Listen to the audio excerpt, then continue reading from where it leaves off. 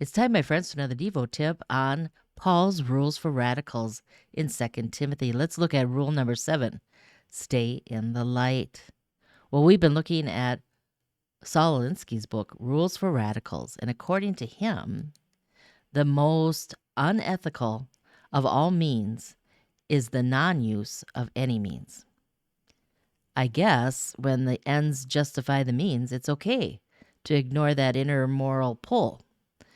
And yet Alinsky had to admit in his rule number 7 that a tactic that drags on too long becomes a drag. So to spice things up, Alinsky suggests that we should flood the zone with actions and statements to outrage our opponent and make it difficult for them to focus on any one thing. Let's contrast Paul's rule number 7 for radical Christians. He says, stay in the light. In 2 Timothy 3. Understand this, says Paul, that in the last days there will come times of difficulty. What, because of inflation? A pandemic? A stock market crash? Nope. People will be lovers of self, lovers of money, proud, arrogant, abusive, disobedient to their parents, ungrateful, unholy, heartless, unappeasable, slanderous, without self-control, brutal, not loving good, treacherous, reckless, swollen with conceit, lovers of pleasure rather than lovers of God, having the appearance of godliness, but denying its power. Wow, that's quite an ugly list, isn't it? Well, in a nutshell, Paul warns us that there will be times when narcissism will permeate society. Are we living in such a time? Well, Google searches for the word narcissist has never been higher. In a culture of narcissism, there are no conversations. There are only verbal competitions with winners and losers. The winners will claim to know the truth behind all that is said or not said, and all that is done or not done.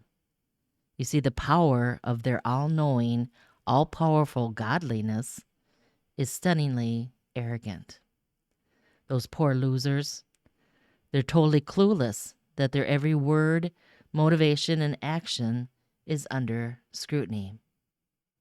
In a recent Babylon Bee, it provides a good example of what we're talking about here. I'm quoting from it.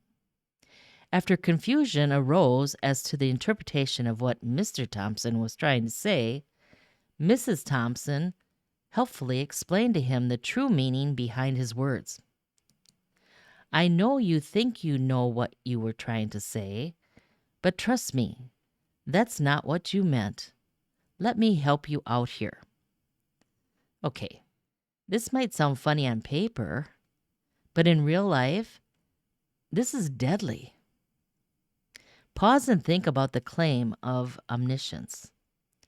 When people become twisted in their thinking, Paul says, even defying truth itself, they create an alternative reality and often develop a weird stare.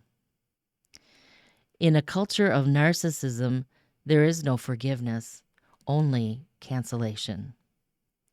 But thankfully, Paul tells us how to respond.